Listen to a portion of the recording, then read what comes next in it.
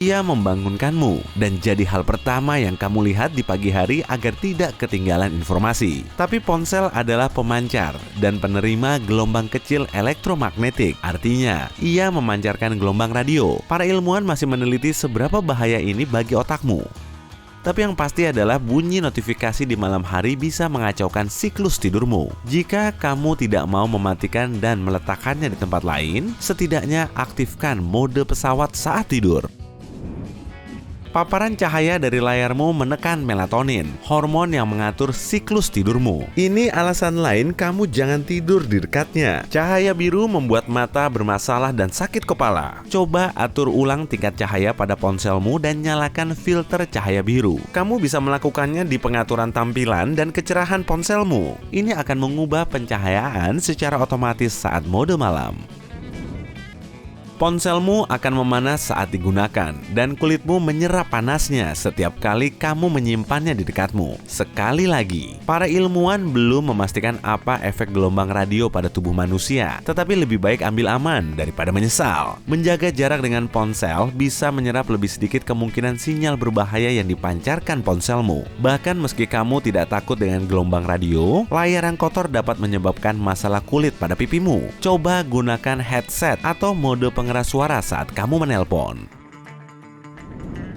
Kamu mungkin suka berjemur, tetapi ponselmu sangat tidak menyukainya. Sinar matahari dan panas berlebih bisa merusaknya luar dalam. Hal ini bisa membuat layarmu tidak tajam, retak, dan kehilangan fungsi layar sentuh.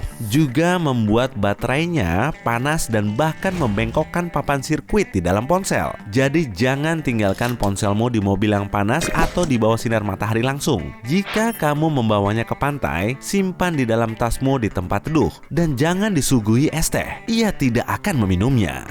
Tubuhmu juga merupakan sumber panas dan kamu sudah tahu efek panas pada ponselmu. Tidak adanya sirkulasi udara di sakumu hanya memperburuk keadaan. Kamu juga mungkin lupa lalu mendudukinya dan menghancurkan atau membengkokkannya bila terlalu tipis. Selain itu juga mengundang copet.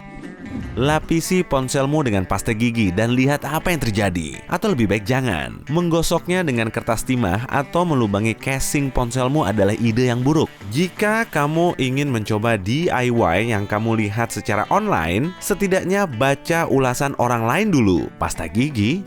Serius? Banyak ponsel masih belum tahan air. Jika ada sedikit saja percikan air yang masuk, riwayat ponselmu bisa tamat. Dan kalaupun tidak mati total, beberapa bagian yang terbuka seperti mikrofon bisa berhenti berfungsi. Banyak perangkat pembersih ponsel memang dilengkapi semprotan, tapi itu seharusnya dipakai untuk menyemprot lap mikrofiber bebas serat, bukan langsung disemprotkan ke ponselmu. Tak masalah kalau daya bateraimu pernah mencapai 0% sekali atau 2 kali. Tapi, jika sering terjadi, ponselmu berisiko tidak mampu bertahan lama dari yang seharusnya. Setiap ponsel punya jumlah siklus pengecasan masing-masing, yaitu siklus saat kamu mengisi daya sampai 100%, lalu dihabiskan sampai 0%. Jika baterainya dibiarkan sampai kosong setiap hari, ponselmu tak akan bisa bertahan lebih dari 400 sampai 500 hari. Aplikasi ini hanya menghapus aplikasi yang berjalan di latar belakang dan membersihkan cache atau bagian dari memori ponsel yang menyimpan informasi yang sering dipakai. Tapi, kamu dapat melakukan kedua hal ini sendiri dengan mudah. Dan dengan menggunakan aplikasi pengoptimal, kamu malah akan sering melihat iklan-iklan menyebalkan terus-menerus muncul di layarmu. Saya baru saja menghapus punya saya. Apa kamu sering melakukan larangan-larangan tadi? Jangan ragu untuk menceritakannya di kolom komentar ya. Saya setuju, wallpaper bergerak itu memang keren, dan semua orang pasti suka aplikasinya tersedia hanya dengan sekali klik, bukan? Tapi, jika layar berandamu berantakan, ponselmu akan kesulitan untuk memuat semuanya dalam satu tempat. Ini akan memberatkan perangkat keras ponselmu, yang pada akhirnya akan membuatnya lambat dan memengaruhi kinerjanya. Dampaknya terhadap ponselmu memang tak akan parah, tapi sebaiknya gunakan kartu SD atau penyimpanan berbasis cloud untuk beberapa aplikasi dan foto-fotomu itu. Jika terisi data sampai penuh, ponsel pintarmu akan tetap membuatmu kesal karena memorinya selalu penuh. Ini akan membuat ponselmu bekerja lebih baik dengan membebaskannya dari bug. Jangan pernah unduh perangkat lunak atau software dari sumber-sumber yang tidak meyakinkan. Jika kamu ragu dan sumbernya tidak jelas, Perangkat lunak itu bisa membuat ponselmu mati atau rusak. Atau yang paling parah, seseorang bisa mendapatkan data pribadimu. Kamu mungkin lupa memasukkannya ke sana, lalu duduk dan menimpanya. Atau memasukkannya ke mesin cuci. Dengan disimpan di saku, panas badanmu akan menyebabkan baterainya lebih cepat habis daripada jika dimasukkan ke tas. Ingat, panas itu tak bagus untuk ponselmu.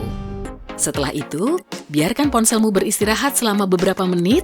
Ia juga butuh liburan, lalu kembali nyalakan. Ini akan membantu mempercepat kerja ponsel, memperpanjang daya tahan baterai, mengosongkan semua beban yang tak diperlukan dari memori, dan mencegah kerusakan lainnya. Biasanya, saat kamu menutup sebuah aplikasi itu tidak benar-benar tertutup. Aplikasi itu berada pada posisi pertengahan agar kalau dibutuhkan lagi, kamu bisa lebih cepat menyalakannya. Ini memakan memori dan baterai ponselmu. Dan kamu hanya bisa memecahkan masalah ini dengan menyalakan ulang ponselmu. Pengisian cepat bukan untuk penggunaan harian. Fungsi ini memang mengisi baterai dengan sangat cepat, tapi di saat yang sama juga dapat merusaknya lebih cepat dibanding pengisian biasa. Gunakan metode ini hanya saat sedang terburu-buru. Saya yakin layar ponselmu terlihat keren, besar, dan terang. Jangan kaget kalau itu malah menguras bateraimu habis-habisan. Meskipun bateraimu belum kosong, masuk ke pengaturan tampilan, lalu turunkan kecerahan layar. Ini sangat baik untuk baterai dan matamu. Menonaktifkan kecerahan otomatis juga sangat berguna, sehingga kecerahan layarmu tidak akan lebih tinggi dari yang kamu mau. Kamu juga dapat memilih berapa lama layarmu tetap aktif. Semakin pendek waktunya, semakin banyak daya yang dihemat. Kalau kamu sadar bateraimu hampir habis dan kamu tidak bisa menemukan colokan terdekat, cobalah untuk tidak memakai kamera, khususnya yang memakai lampu blitz, karena ini sangat memakan daya dibandingkan aplikasi lainnya. Mematikan pemberitahuan pesan juga dapat membantu menghemat daya, karena setiap kali ada pemberitahuan, ponselmu akan berkedip dan menghabiskan daya. Kalau kamu tetap ingin menerima beberapa pemberitahuan dari aplikasimu, buka pengaturan di ponselmu dan pilih pemberitahuan. Di sana kamu bisa memilih pemberitahuan dari aplikasi yang kamu inginkan.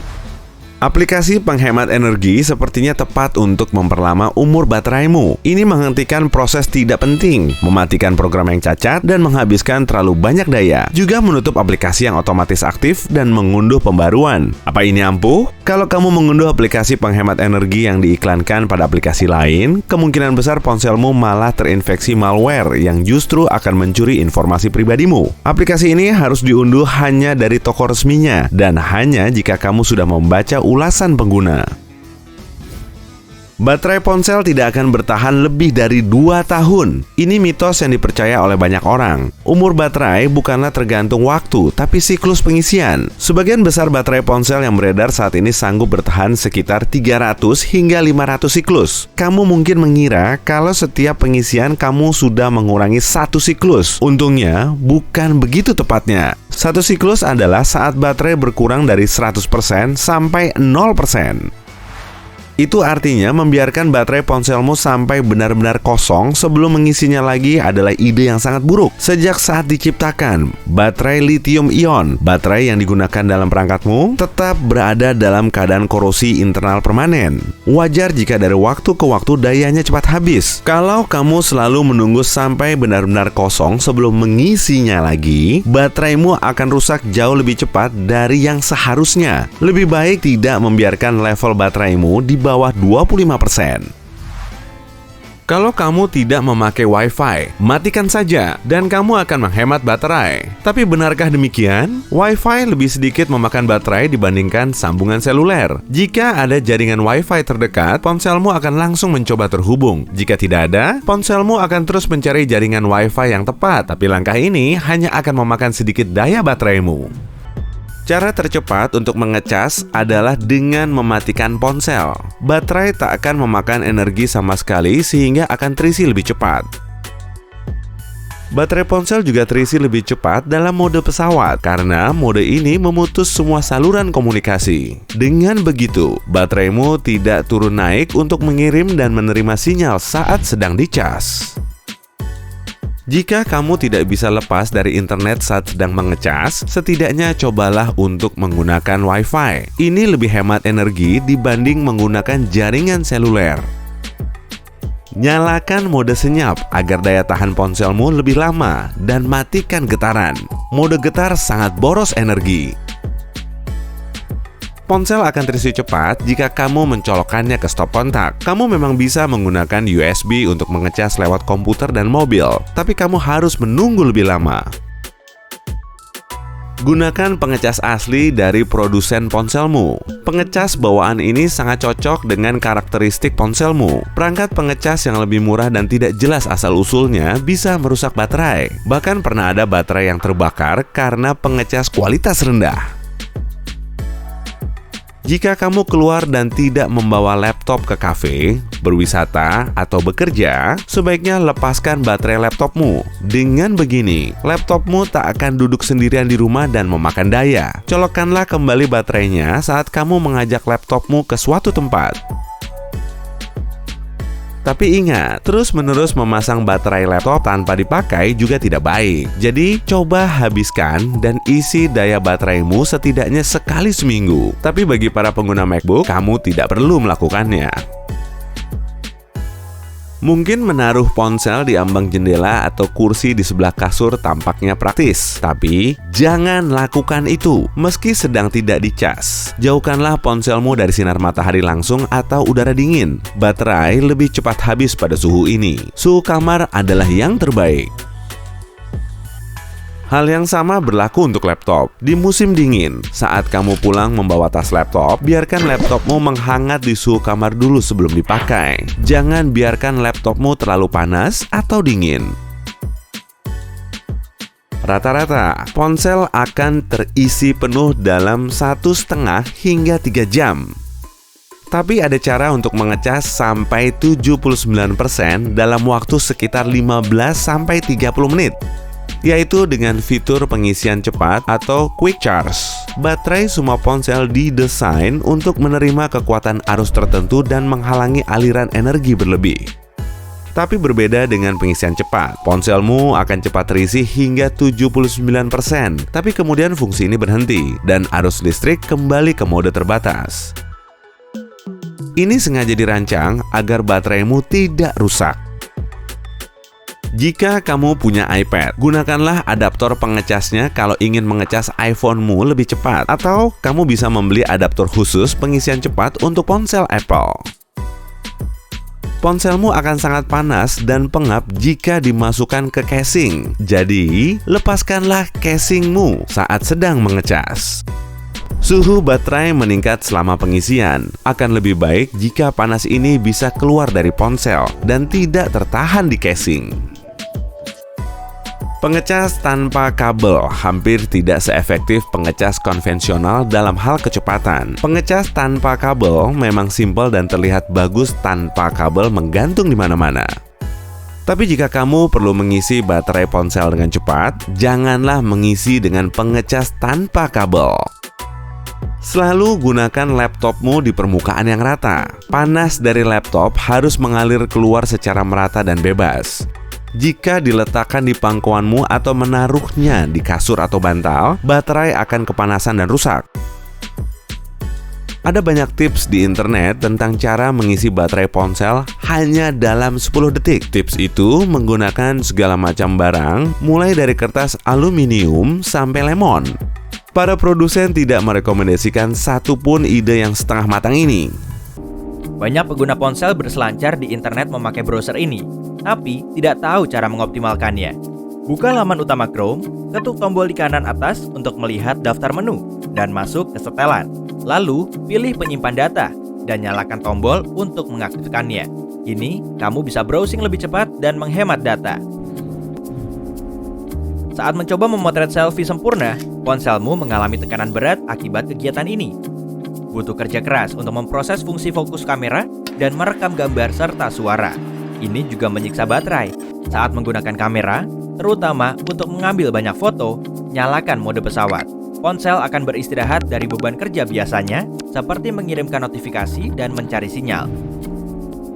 Merestart ponsel dapat membersihkan random access memory atau RAM yang menyimpan data tak penting.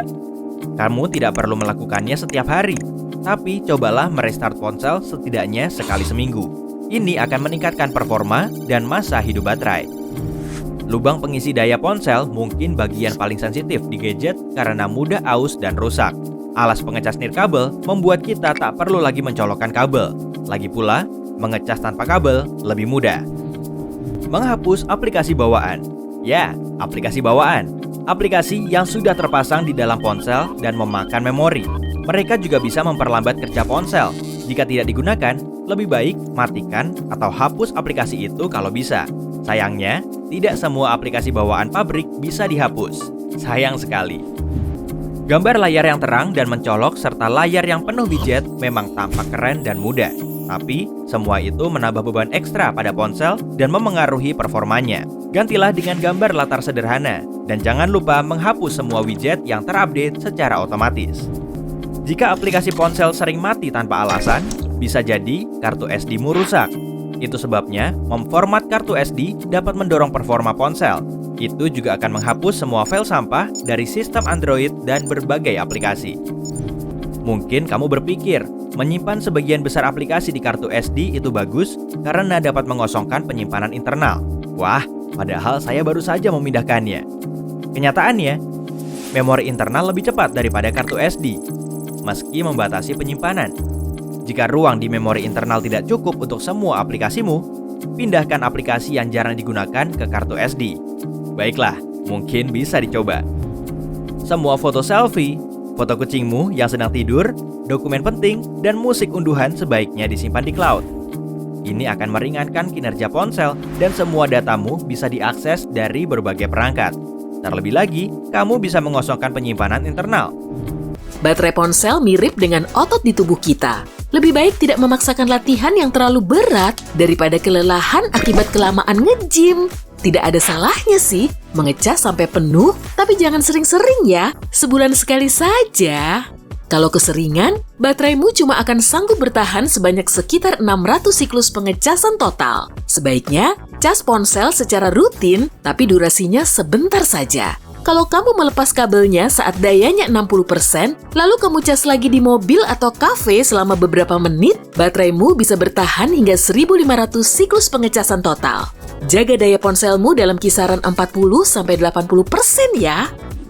Semua ponsel memancarkan sinar biru yang bisa membuat mata sakit. Di dalam mata kita terdapat fotoreseptor. Sel khusus ini berfungsi menangkap bayangan objek, lalu meneruskannya ke otak. Saat cahaya biru ponsel melewati matamu, terjadi reaksi kimia yang bisa merusak retina dan mata kita. Cahaya biru menghambat produksi melatonin atau hormon tidur. Kalau tubuh tidak menghasilkan melatonin, biasanya kita akan sulit tidur. Nah kan, mengecek sosmed sebelum tidur bisa sangat membahayakan tubuh kita. Beberapa ponsel punya layar khusus berjenis AMOLED atau OLED. Dan kerennya, kedua jenis layar ini bisa menghemat daya baterai. Displaynya cuma memancarkan cahaya saat ada arus listrik yang melewatinya. Nah, kalau warnanya hitam, cahayanya tidak terpancar. Jadi, kalau kamu pasang wallpaper hitam pekat pada ponsel berlayar AMOLED atau OLED, arus listrik yang melewatinya cuma sedikit. Cahayanya cuma berasal dari ikon kecil dan simbol di layarmu. Daya bateraimu bisa awet. Sebanyak 90% pengguna ponsel pernah mengalaminya. Rasanya seolah-olah ponsel kita bergetar. Tangan pun langsung merogoh saku, tapi ponselnya tidak berdering. Atau malah ponselnya tidak ada di saku. Karena sudah terbiasa dengan anggapan kalau ponsel selalu ada di saku, kita jadi punya refleks baru. Kalau ponselnya berdering, tangan kita langsung masuk ke saku. Kita langsung refleks tiap kali merasakan getaran. Padahal kan bisa saja cuma gesekan pakaian atau kontraksi otot, tapi otak kita menganggap ada panggilan telepon. Saat ponsel baru mulai dipasarkan, publik menilai ponsel bisa membahayakan penerbangan. Para ahli khawatir kalau sinyal radio pada ponsel bisa mengganggu peralatan elektronik di pesawat. Walau tidak ada yang tahu pasti kalau hal ini bisa benar-benar terjadi di pesawat. Dan supaya aman, semua ponsel modern dilengkapi dengan mode pesawat. Kadang memang masih ada larangan menggunakan ponsel di pesawat. Tujuannya agar penumpang selalu siap menghadapi situasi mendadak. Kalau perhatiannya terpecah ke ponsel, menonton film, atau bermain game, bisa-bisa mereka melewatkan instruksi keamanan penerbangan yang penting. Sekarang ini, sebagian besar ponsel pintar dilapisi kaca agar terlihat bagus. Tapi pilihan desain ini punya kelemahan. Benturan kecil saja bisa membuat permukaan ponsel pecah. Tapi, kenapa layar ponsel terbuat dari kaca dan bukan sesuatu yang lebih sulit retak seperti plastik? Plastik lebih kuat daripada kaca saat jatuh. Sebenarnya, kamu bisa membeli ponsel pintar dengan layar plastik dengan harga yang jauh lebih murah. Tapi, layar itu tidak akan berfungsi sebaik kaca. Layar sentuh ponsel pintar yang terbuat dari kaca lebih sensitif terhadap jari daripada layar plastik, sehingga responsnya lebih cepat. Kaca tidak hanya tampak lebih mewah daripada plastik, tapi juga lebih terpercaya. Kelemahan lain menggunakan plastik adalah kelembutannya. Ini berarti hampir semua benda bisa menggoresnya. Jika layar ponsel terbuat dari plastik, kamu tidak akan bisa menyimpannya di tas tanpa tergores benda lain. Dan jangan simpan ponsel plastikmu di saku jika kamu harus mengantongi kunci. Kaca yang digunakan untuk membuat layar ponsel pintar biasanya tahan goresan, sehingga kamu tidak perlu khawatir kunci merusaknya. Tapi bagaimana kaca bisa begitu tahan terhadap goresan, tapi sekaligus sangat rapuh saat jatuh dari tempat tak begitu tinggi sekalipun? Itu karena kekerasan kacanya. Kelemahan utamanya adalah kaca sangat rapuh. Bahan yang tidak bisa ditekuk cenderung mudah patah. Perusahaan ponsel dan pemasok kaca harus mencapai keseimbangan tepat antara kerapuhan dan kekerasan, dan ini bisa sulit. Solusi untuk masalah ini ditemukan dalam Gorilla Glass yang digunakan di banyak ponsel sekarang. Meski belum ada yang menemukan bahan sempurna untuk digunakan pada layar ponsel pintar, kaca yang diperkuat secara kimia ini memiliki karakteristik hebat, tipis, ringan, dan tahan terhadap kerusakan. Gorilla Glass hampir tidak mungkin tergores dan bisa tahan saat jatuh dari ketinggian. Pabrikan ponsel selalu mencari cara baru untuk membuat ponsel lebih tahan lama dan lebih pintar. Dan terkadang saat mulai memikirkan tampilan ponsel pintar masa depan, mereka mendapatkan beberapa ide menarik. Ada kemungkinan kelak ponsel pintar akan sepenuhnya menggantikan bank dan kartu kredit. Di seluruh dunia, orang bisa mengirim uang sepenuhnya melalui aplikasi seluler seperti Apple Pay atau Samsung Pay. Berkat ponsel pintar, banyak toko mungkin tidak memiliki mesin kasir biasa lagi. Ponsel pintar mungkin akan memainkan peran yang lebih penting sebagai sistem autentikator. Ponsel membutuhkan hal-hal seperti GPS, biometrik, dan data pengguna untuk mengonfirmasi pembayaran dan transaksi lainnya. Tapi, penemuan yang berbeda pasti menjadi pemenang. Semakin banyak ponsel pintar menjadi fleksibel. Kelak, kamu mungkin tidak lagi menggenggam ponsel. Sebagai gantinya, layar yang lentur bisa melilit pergelangan tangan seperti gelang. Tampilan melengkung seperti ini pun akan berfungsi penuh.